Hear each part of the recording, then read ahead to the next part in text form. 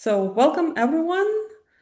Today, I'm very happy that we have George with us, who is a master student, but you have finished your master's, Yeah, right? yeah, yeah. In the process Yeah. of becoming a PhD student.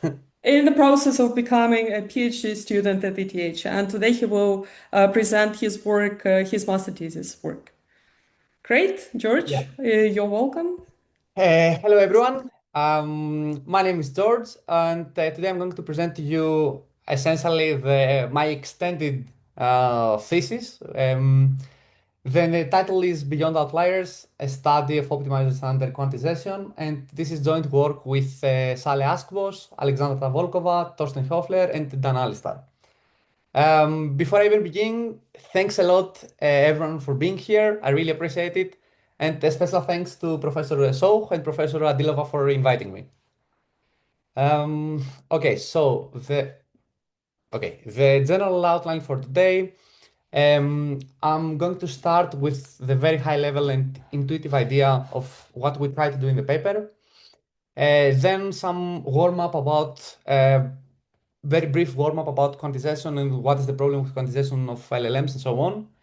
I'm going to briefly talk about our setup, the architecture that we're using for all the experiments, the dataset, and so on. And then, in order, present our full precision results, our post-training quantization results, and our quantization-aware training results. And in the end, obviously, finish with some conclusions. Let's begin with the very high-level idea. So that's actually exactly how I think about it right now whenever I don't remember all the maths that I wrote.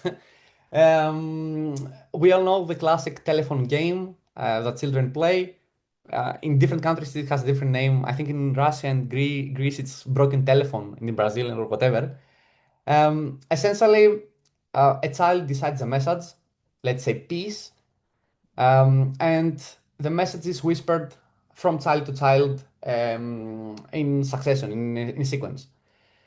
Now, if you think about it, in this process, each child does two things.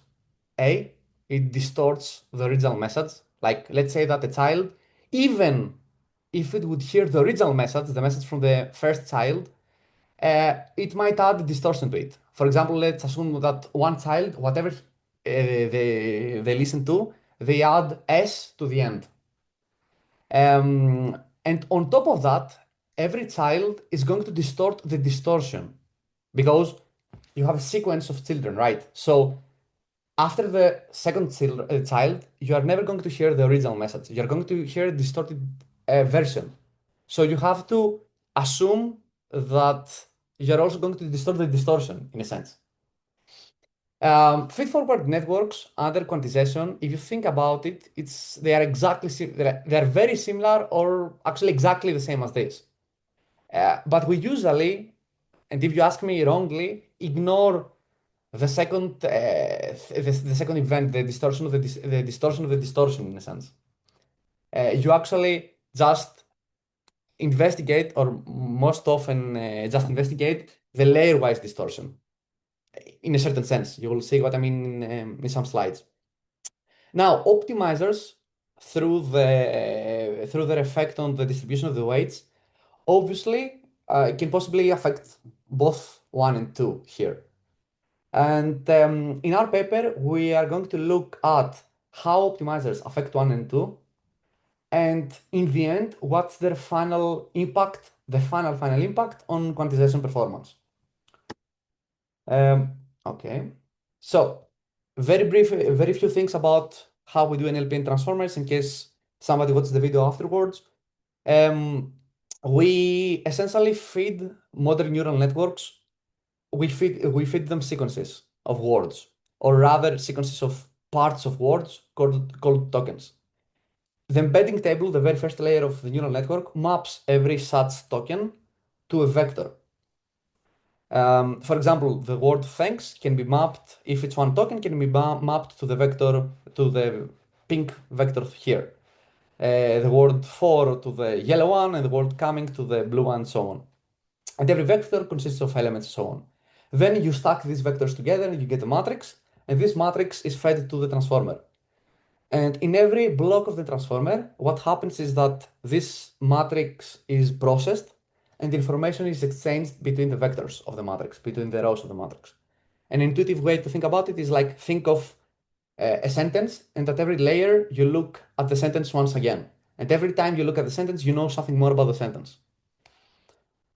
Now, at initialization, what you have and what you want to have, at least for most initialization schemes, is that the weights and the activations are, especially the activations, are somewhat Gaussian. Now, the Gaussian distribution has a very nice property that it doesn't have long tails. Like most of the values with high probability fall somewhere in the middle, close to the mean. On the other hand, and like if you start from Gaussian activations, you would expect that, okay, as I train the network, I'm going to shift from that, but I'm not going to shift very far away from that, right? That's what someone would expect. But in practice, there are some values that arise during the training of the neural network called outliers that are very different from the rest of the values. Here, for example, you have I denote them with red. And imagine that in practice, these red values are much bigger than the blues, right? Like 1,000 times bigger. And you only have a few of them. You call them outliers, and yeah, that they are unintuitive, like you wouldn't expect them to arise. Now, this is the common image that you see, figure that you see when you talk about outliers in every paper that talk about outliers. Essentially, it's this matrix here. If at every value I give a height, so you get this. Plus, these outlier features happen at a specific element position for all the vectors. So every token, uh, like the vector that corresponds to every token slash word, will have one specific element or two specific elements or three specific elements at a specific position that are very big, much bigger than everything else.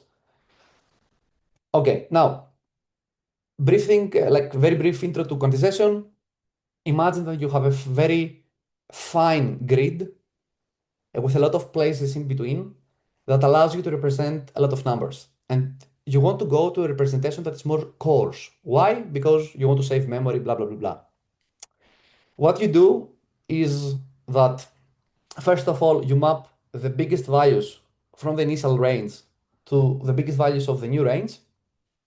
And then you match every intermediate value from the original range to a new value in the new range. And you round to the nearest bin value and so on. And in the end, you also keep the scale to quantize or dequantize, like the factor that allows you to go from alpha and beta to the new maximum and new minimum and so on. Yes, so as you can imagine, if these alpha and beta are very far apart, then when you map the intermediate values to the new values, the intermediate values will look like they're close together. They're going to be virtually indistinguishable from each other, which means that you lose accuracy, precision, and so on, and the performance falls apart. So we don't want that. And if you have outliers, alpha and beta are going to be very big, and as a result, you will have that. So in other words, like bad quantization for LLMs is like in disguise, the problem is outlier features. And yeah, now some words about our setup. For all the experiments that I'm going to talk to you about, the architecture that we use is a super modern architecture. It's Olmo 2/3 because like they announced it 1 week ago. The architecture for the new model is the same. Olmo 2 has query key normalization. Essentially, after the query and the key layer, you normalize, you do RMS norm, and so on. And then the most important thing in a sense is that they have something called output normalization, which is not post normalization or pre normalization. Pre normalization, no, post normalization is a normalization here, right after every residual connection. Pre normalization is a normalization right before the MLP layer or the attention layer. Output normalization is before the residual connection, but after the MLP in the attention block. And it's not only Olmo 2 that uses this, also Gemma uses this, and a lot of models, even though even if they don't say this explicitly or people don't pay attention to that. And the only modification that we did to the Olmo 2 model is the radio square activation that has been proven more or less to be better than any gated variant. So, and the dataset that we use is the Clive mix dataset, is essentially a mixture of FineWeb and an Ematron from NVIDIA, where they trained a classifier, an ML model, to give them the perfect proportions for learning. Let's say that, like, in order to learn effectively, you'd rather see code 40%, maths 10%, literature 5%, so on. So, like, they, instead of using heuristics to derive the proportions, they used an ML model. Yeah, like, the only thing that you need to know is that the setup, to the best of my abilities, was as optimized as possible. Side note, the reason because it's as optimized as possible is because when the whole Nano GPT world record started being popular in September, last September, right around the same time, I was trying to do the same, trying to do speed records for GPT-2. That's why the setup is as it is. So yeah, very strong baseline setup. It's not, just an academic exercise in a sense. So let's start first with the full precision results. Like, what happens when you train models with different sizes, with different optimizers, for 20 times as many tokens. So we use Chinchilla optimal the model to data ratios. This by itself could be a paper, and actually there are already two papers about this, two other papers about this, but like they train LLMs with different optimizers and they compare performances for full precision. But we're not going to look a lot to that because the emphasis in our paper is somewhere else, but still it's an important data point because this takes huge amount of computation, around, like, I don't know, 10,000 H100 hours, and a lot of engineering effort. So what do we get? What do we say? For small model sizes, the best optimizer is SOAP, and for larger models up from 50 million and up, it's actually Muon. Now, side note about hyperparameter optimization, because every time you see a study like this, you should have bells ringing in your brain that, oh, maybe they did something wrong with hyperparameter tuning. Um, we swept every hyperparameter for 50 million. So, like, even the beta 1, beta 2, and so on.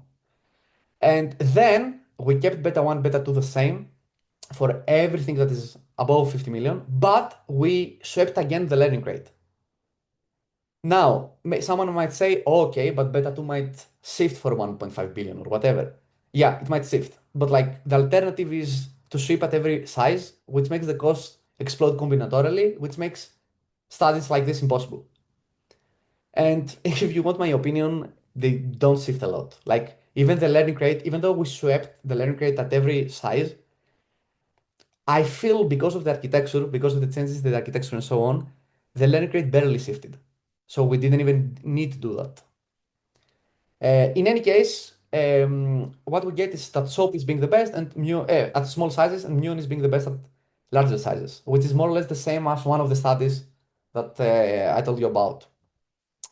Now, usually, when you study quantization, when you want to study what happens to quantization, people look at Kurtosis or MMR. I prefer MMR because it's more intuitive as a metric.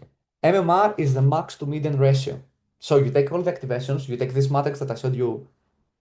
No, you actually take the vector here, you take the maximum value, let's say 120, and then you divide by the mean, or the median, actually. And then what you get is the MMR, which tells you how much like dispersed is the distribution. It's a measure of tailoredness again.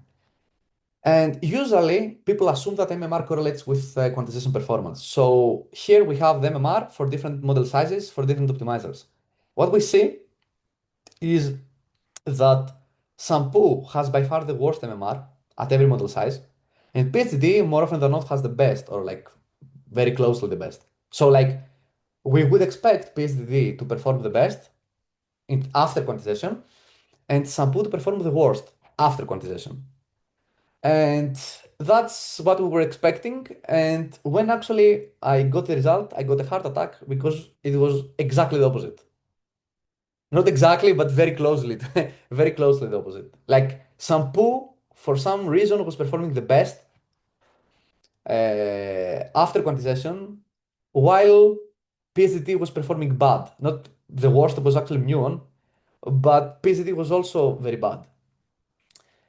Um, and the question was why? Like when we got that result, obviously our first instinct was that we messed up something. But the funny story is that both me, Sal, and Alexandra, we got the same result with different code base, slightly different code bases, and slightly different experiments, which pointed towards that direction that, oh, there's something going on here. So even though in the beginning of when we started the thesis and we wanted to do something, also look at sparsity, which is why we chose the Rayleigh square activation function because it helps with that. Or we wanted to also look at architectural modifications and so on. When we noticed this, we said, wait, maybe there's something interesting going on. Let's investigate this. And yeah, to see why the problem at an even with an even better, more intuitive visualization. Here, y-axis is post-quantization accuracy, and x-axis are different metrics. Let's look at only the first two figures for now, MMR and kurtosis. Even though higher MMR or higher kurtosis should imply better accuracy, so higher performance, sorry, low kurtosis or low MMR should imply higher accuracy, so the correlation here should be negative. We actually get slightly positive correlation, which doesn't make sense. Because if the whole story and the narrative that kurtosis and MMR somehow tell you things about quantization is correct, then we should here see a strong correlation, which we don't. Now, after that, what we try to do is explain the situation and maybe try to get a metric that is more representative or more informative of what happens. So, the whole analysis that I'm going to present to you, I'm going to skip the details because they are not hard. They are actually very approachable. They just use undergrad maths, which I'm proud about. They're like, the simpler the maths, usually the more deep they are. So yeah, like a lot of arguments that I'm going to present here, they are from feature learning literature because up until the thesis, I was mostly doing MTK, feature learning, MUP, and so on. So whenever something doesn't work out and I want to put the maths down and understand what happens, my instinct falls towards feature learning. So like a lot of the arguments, if you're familiar with those, maybe you will notice some similarities. Anyway, so before quantization, what do you have? You have an input X, which is also the first activation of the network. And then you pass that activation to a module. We denote the modules with F. F here can be any function. We're not limited to linear layers. We can have attention. We can have convolutions. We can have normalizations, non-linearities, whatever. So you feed the previous activations to the new layer and you get new activations. And you do this recursively and you get a final output. After quantization, let's think about a little bit what happens. You always for the input is going to be X, nothing changes. Then you feed that input to the first layer. And the first layer is actually quantized now. It has quantized weights and you also downcast activations. So even though the input to the first layer is going to be X, the output of the first layer now, it's not X, it's f of q. And then you get new activations, h of q. And now for the second layer, not only the function changes, but also the input changes.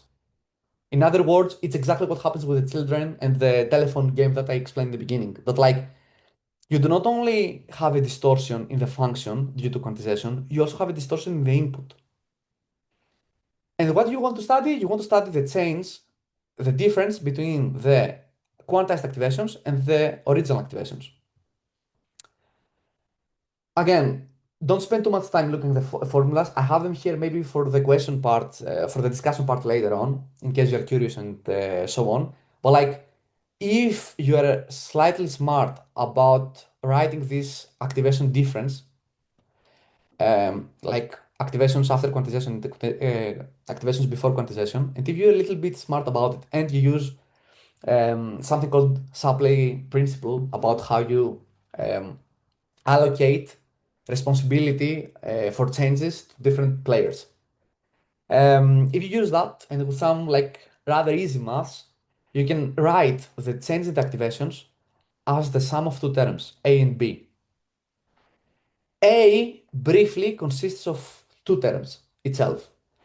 The change in the input, if you assume that the function is constant, and constant to the value, to the function after quantization, plus something that is the change in the input under the original function. So A gives you changes, the total change in a sense, in the input. Yeah, A gives you the change because of the change in the input, while B gives you the change because of the change in the function itself, because of the quantization of the specific layer.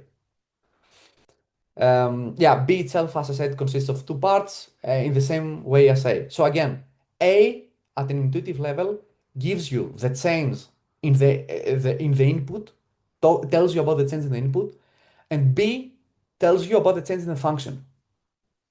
So A tells you about the change here, and B tells you about the change here. There is a reason why I say it again and again. Now, uh, delta H here is just a vector, right? We do not like vectors. We want interpretable numbers. So we wanted to reduce it into a number to study it. What do? Easy, you just use the L2 norm. But we also want to study how this quantity propagates through the network. And in order to do this, you need to normalize it. Why? Because let's assume that the norm of the change in the activations of the first layer is 100, while the norm of the change in the activations of the last layer is 1. If the range of the activations in the first layer is like 1 million, then 100 out of 1 million is not a lot. So while in the final layer, for example, the range can be like 0.5. So a change of 1 is huge. So in order to avoid this, we normalize with respect to the norm of the original activations to get the quantity rho. So norm of the change in the activations before and after quantization divided by the norm of the original activations. And side note, because in the to derive muon and in the feature learning literature, usually you do not use L2 norm, you use the more natural RMS norm. Because here we study ratios, it doesn't matter. Like we could as well use the RMS norm. So like you get it exactly the same thing because it's a ratio and like the initial factor cancels out. So we could stop here, but actually we'll go one step further. We do not study this quantity rho, we study the square of this quantity rho. Why? It's just a matter of getting more beautiful formulas. In the sense that like if you study the square, you can use the law of cosines and decompose. So uppercase R is the square of lowercase r. And uppercase R gives you, in a sense, the quantization error in that specific layer. And you can actually, which is what we prove in the paper and we call ABC decomposition, you can show that the quantization error, R, uppercase R, is exactly equal to the sum of three terms, A, B, and C. A only depends on A, like uppercase A only depends on lowercase a. Again, remember A gives you the change due to the change in the input. So here you say that the quantization error is like is determined first of all by a term that is due to the quantization to the change in the input plus a term that is due to the quantization of the change in the function plus a term which is like the inner product slash interaction between A and B.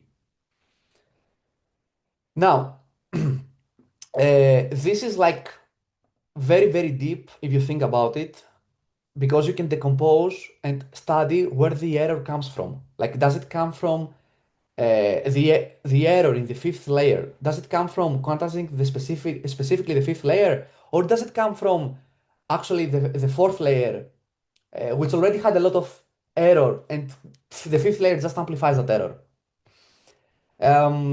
So, and we did zero assumptions here. Like, we don't assume linear networks, we do not assume nothing. Like, it holds exactly, and it holds without assumptions. Now, we can even go one step further to get different quantities by playing around with A, B, and C. You can, for example, define the gain as the accumulated error in this specific ratio, in this specific layer, divided by the total error in the previous layer. I will not go into the details of the formulas and so on. Maybe we can go into them a little bit later on. The only thing that you need to know is that like this gain term, in general, you cannot say anything more than this equation here if you do not assume something about the module itself. But for some specific modules, for example, a linear layer, you can actually decompose G even further into interpretable quantities. Like, for example, a ratio of the spectral norm of the quantized weights divided by the original spectral norm and so on. Um, yeah, again, this is a detail in the grand scheme of things. The only thing that I would keep in mind is that the total error in a specific layer can be decomposed into three parts: accumulated error from previous layers, amplified by the previous layers, and new error plus an interaction between these two. Now, this is, in my opinion, the most beautiful figure out of from the whole paper, and like the thing that when I got put a smile into my face because finally things started making sense. What do we have here? We have x-axis is the layer index. So here we have the first layers. Here we have the last layers. R, the black line, is the quantization, the relative quantization error. So the higher R is, the worse the network quantizes. And blue is A, the accumulated error. B is the new error in that specific layer, and C is the interaction of the two between the two. What do we see here? We see that nearly all of the two things. A, most of the error comes from A. It doesn't come from B or C. C is nearly zero, which we expect. And B is negligible in most layers in comparison to A. And the second thing that we see is that the error propagation for networks trained with different optimizers, like the shape of these curves, is different. And this actually explains why Kurtosis and MMR were so bad when you use different optimizers. Because what does Kurtosis and MMR tell you? Kurtosis and MMR tell you about how this specific layer, Kurtosis and MMR refer to a specific layer, the activations of a specific layer. And they tell you how bad quantization is if you quantize this specific layer. But they don't tell you nothing about how this specific layer propagates and amplifies or attenuates the noise from the previous layers. So, in other words, MMR and Kurtosis tell you about B, and B, in the grand scheme of things, is not so informative. You should rather look at A. And actually, if you show the correlation with respect to R is again the total quantization error. And obviously, if you want to predict what happens to the final performance, you only look at the R of the final layer. So if you look at the R of the final layer with respect to accuracy, you see that it correlates almost perfectly. Or rather, not almost perfectly, very strongly. Especially in comparison to what happens with MMR and kurtosis. And so, yeah, like the reason why Kurtosis and MMR were not informative when you use different optimizers is because different optimizers induce a different error propagation signature and different amplification factors, different gains, G's here. Different G's give you different A's, and the total error is predicted mostly from R, not which indirectly is mostly determined by A, not B. And yeah, this is, in my opinion, the biggest takeaway from the paper and what I got out of it, even if you disregard everything else. And in the end, we also wanted to see if the trends that we see for post-training quantization, if we wanted to see if we can confirm and observe those even at QAT. And we actually managed to see them. Like slightly, they are slightly less strong, and there is a reason why. But anyway, you still see them, and Shampoo does better at larger scales, both in terms of final performance and in terms of degradation in comparison to the baseline. Here we do like both the PTQ results and the QAT results are 4-bit quantization because the general setup is very strong and very carefully done. If we do 8-bit quantization, we actually observe nearly zero degradation with everything. So like that's why we do 4-bit. And for PTQ, the results that I showed you are with round to nearest, like the most naive thing that you can do. The results here, I mean, wait, here. But we actually run them even with GPTQ, it's the same, like nothing changes. And for QAT, we tried Quest, which is like a QAT framework from Dance Lab, from ISTA, which is like close to state of the art, so very relevant for modern practitioners and so on. And Shampoo still did better than everything else. Yes. So yeah, that's the general trends and the general takeaways. To sum up again, what did we learn? A, optimizers can have very different quantization performance. So optimizers have an impact on quantization performance, not only on full precision. Like even the degradation between for different optimizers is different.